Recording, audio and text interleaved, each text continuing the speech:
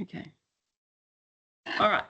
Good morning, ladies. Thank you very much for joining me this morning for our assessment. First things first, just want to do a quick mic check and IT check just to make sure that everyone is happy. So if I can just get you to say good morning or something like that, each of you, please. Hi, Tan. Good morning, Tanya. Good morning, Tanya. Morning. Thank you very much for coming. Okay, so we're doing our assessment for BSB PF 202, which is Plan and Apply Time Management. So just to clarify again, this is competency-based assessment.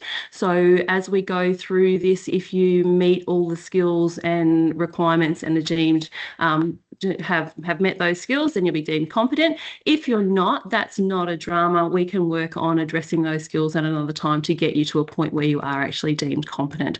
So does everyone understand how the competency-based stuff works? We're happy with that? Yeah. Yes, thanks. awesome. The other thing I just wanted to quickly clarify and check in with you, thank you very much for sending in your IDs. I have filed those away and checked, and obviously they match with who you are. So we're all set on the ID and making sure the right people are doing our assessment. Okay, so this is looking at your time management plans that you have all sent me. So thank you very much for that. My plan for our session is basically to have each of you talk about your time management plan, give us a little bit of a rundown on what your role is and who you're working for, run through your time management plan, and then either myself or someone else from the group might ask a couple of questions about how you came to organising your ideas and your plan into that particular role or way that you've got it. Yeah, does that sound like a plan? Yeah, sounds great. Yes. Obviously, this is a bit of a group discussion as well, so feel free if you would like to ask some questions of someone else who is giving some information or something to clarify, by all means, feel free to do that as well, okay? Do I have any volunteers or anyone who would like to go first? Which question are we doing first, Tan? So at the moment, I just want you to run through your time management plan and say, so give us a brief outline. Sorry, excuse me. Give us a brief outline of what your role is. Have a brief outline of how you run your plan is, so what your sequence is, and how you sort of came up with the idea of putting them in that particular order and why you made those decisions. And then we'll go to the questions at the end after that. Yeah, does that sound okay? Yep. Well, I can jump. Oh, sorry, Sandy. No, you jump in, Margie. I'll wait. Yep. Okay. So my time management plan was based around just duties that I have to do normally in my day. On this particular day, I had a meeting with the business manager, and we had discussed some correspondence and some organisation around some workshops that teacher aides had to do, and she'd asked me to do the bookings for that and to send out the communications of the confirmation of those bookings. So that was actually a task that needed to be done because I think the bookings closed within 2 days. So that was a priority task, and it was actually quite time consuming, which left me a bit short for the rest of the day. But you know, working through that, I then had to make a plan for those teacher aides to attend the student-free day, and actually a time management plan within a time management plan for that day. And then my last thing that I needed to do in that day was just to go and I had to send out some emails to parents about BSDE reporting, and then just that basic checking your emails, just that basic housekeeping of your role, checking emails and responding to them. So those, I actually prioritized my day in the order of what I just said as to things that were most important and had to be done, down to the last one, which is if I didn't get through all my emails in that day, I, you know, some of it had to just flow over to the next day. Oh, Lordy, where am I gone? Okay, so I'm not sure what's happening with my computer, but you're jumping in and out. So if I disappear, I'll come straight back once I find out what the hell's going on, Tan. Sorry, okay. Margie, I didn't mean to interrupt. No, you're right. You're there, though. Right. We can see you. If you need, you can see me and hear you. Yeah. Oh, that's okay, because my computer keeps dashing in and out. I don't know what it's doing, whether I've kicked a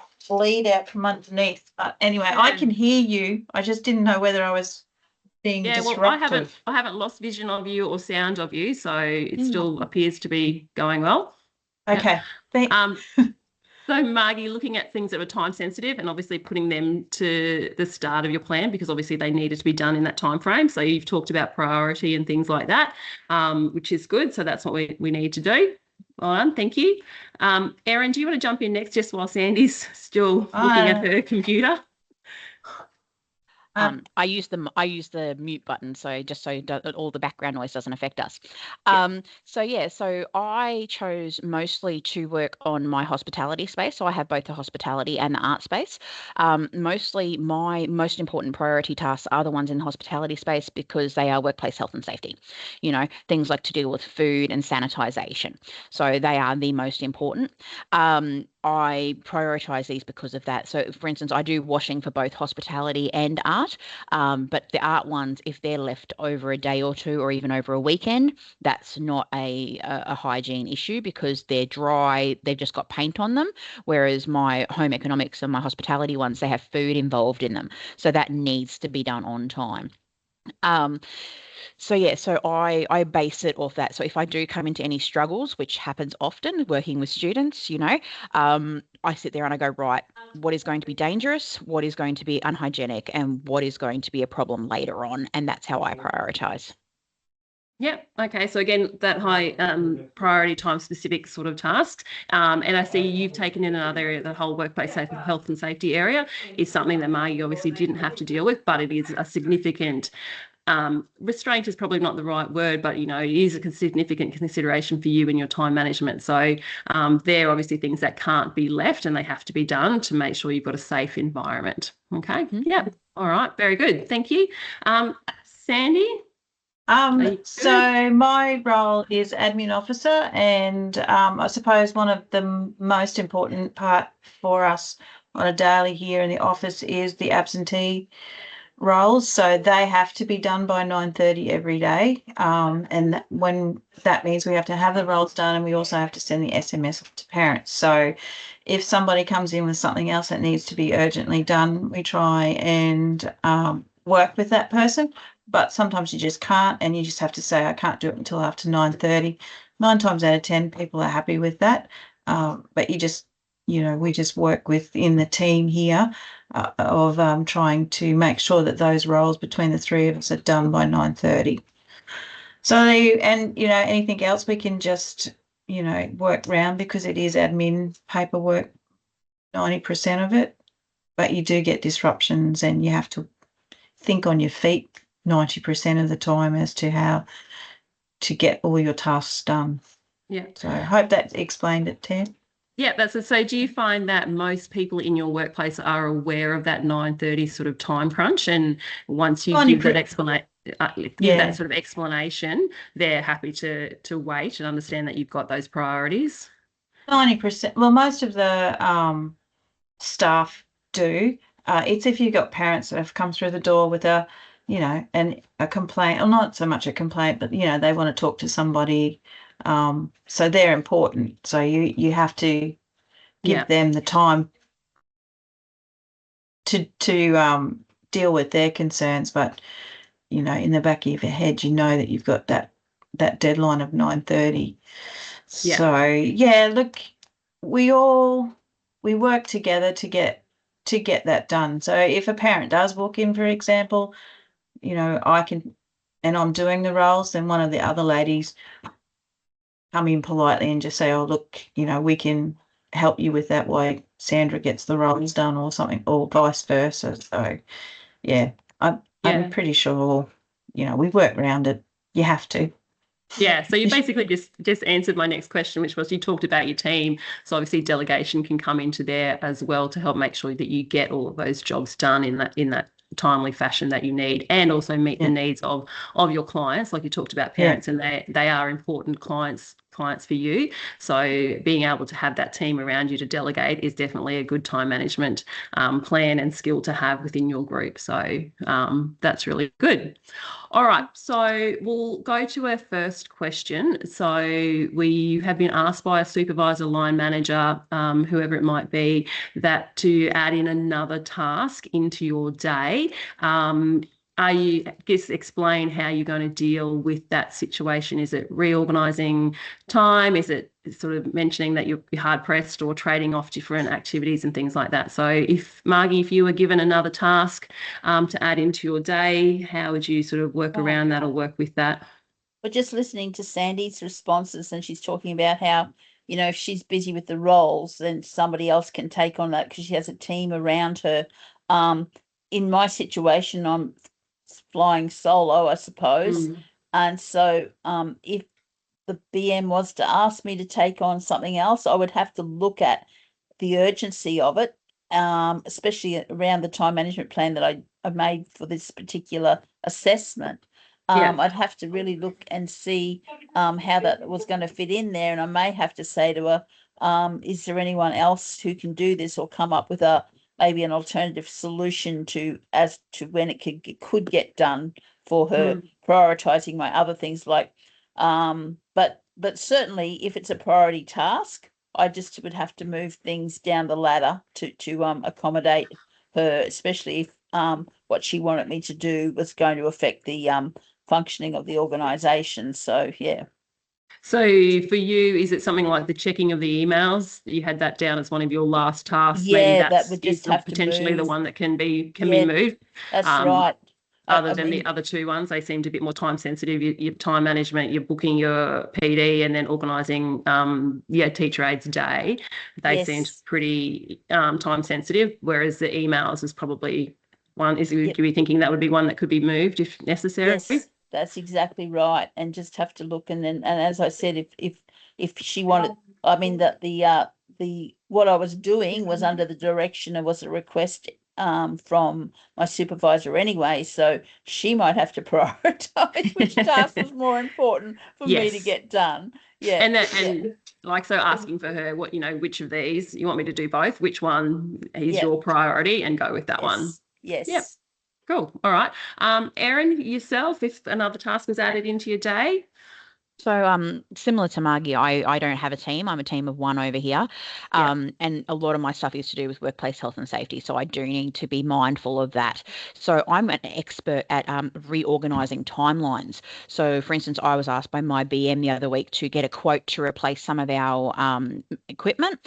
And she said, oh, can I have it by the end of the week? Last week was a short week due to the public holiday. So I had to fit 5 days into 4. And I said to her, I don't think that's going to be possible this week. Can I have that to you by Friday next week?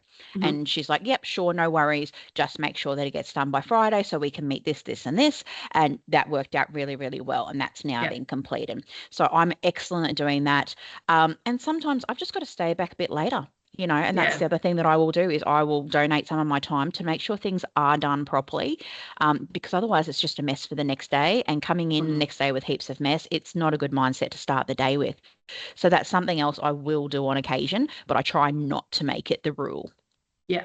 So do you find if you have to ask for extra time or reorganize those timeframes, do you find if you have a sort of semi-solution already with you, that those conversations sort of go a little bit more smoothly, like rather than just saying I can't, offer a solution as well? Does that sort of help, do you find? 100%. I find that's what I do all the time, is when I have a problem, I think about what solutions I can have in the back of my head, and then I'll go to that person and say, look, this is going to be a problem. Can we do X, Y, and Z instead? And that way it's still getting done, but, we're just addressing all of the time frames.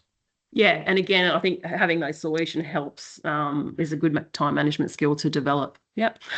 Sandy, you good? Yep, I'm good. All right. So have you got an extra task added into your already very busy day? Oh, look, you working in the front office at a school, you can set yourself tasks for the day, but you never know what's going to come through that front door. So I myself am an organised person. I like to know what I'm doing for the day. So I have a diary and I write down the tasks that I want to get done for the day, and I prioritise them as to what needs to be done, and then what I could possibly push over to the next day. So anything that comes through that door, we have to deal with as it comes through. So I probably get most productive from 3 o'clock to 4 o'clock, because that's when the traffic stops coming through the door or before work, before people start arriving. So like my BSM and I, we're here early, so we find that's probably the most productive time of the day to catch up on tasks from the day before, or just trying to get those important ones done before the traffic starts coming through the door. Yeah. So do you find it sort of like a little bit like organised flexibility? Yeah, I have to be flexible. I mean, I used to get tied up in knots about it, but I don't anymore. I just go, oh, well, you know, I can only fit so much into the day.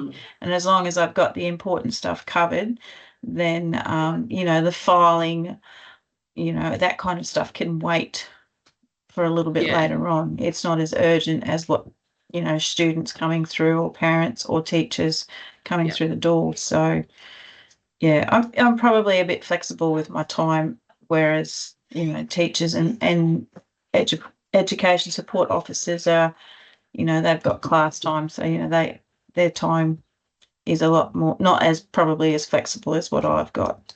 Yeah. If that makes sense. Yeah. So I think the key coming through from all three of you is priority and working out what has to be done and giving yourself time then if you can rearrange things as well. So priority management of tasks and planning. Yeah.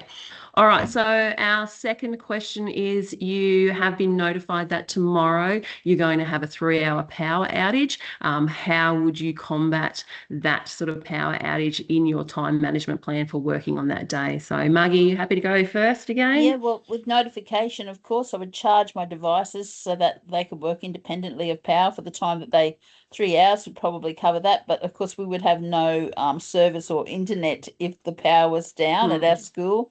Maybe hotspotting off my phone if I needed internet, but just finding tasks to do that maybe, you know, that you can work on the computer and work without internet.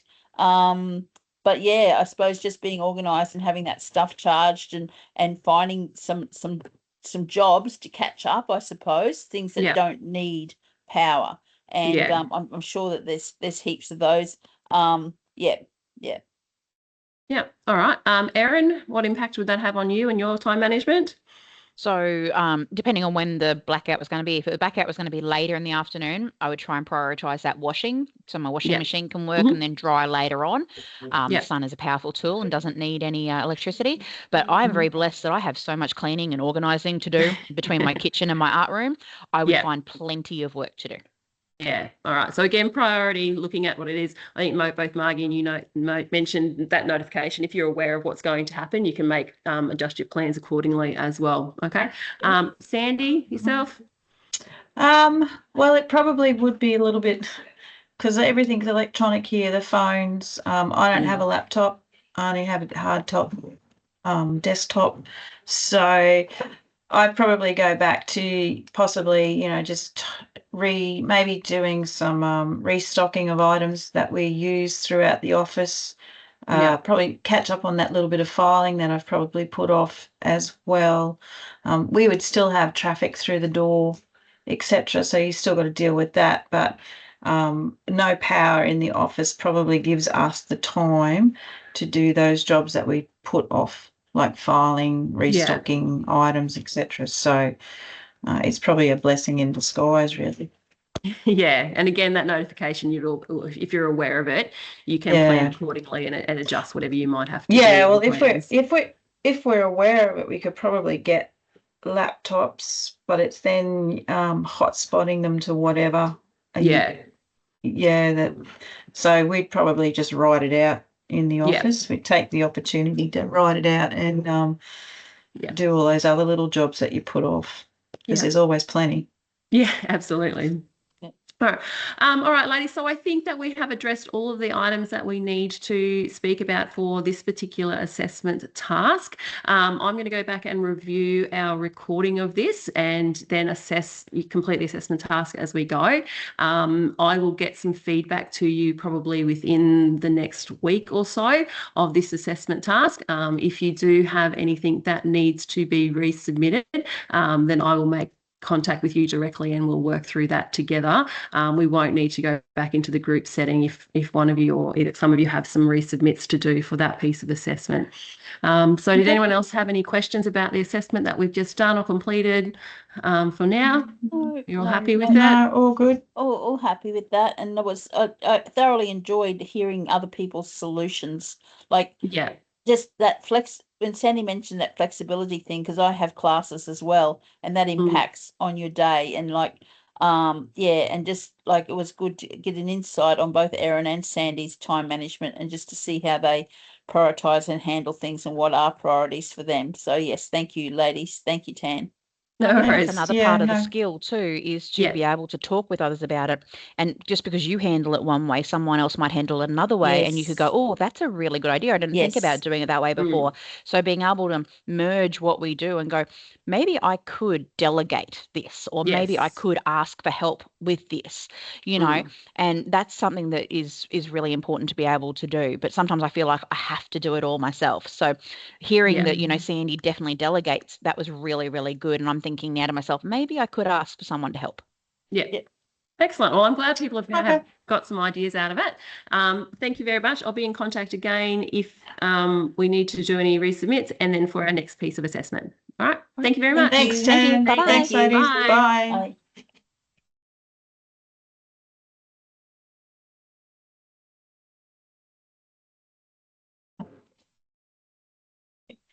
I can't turn myself off.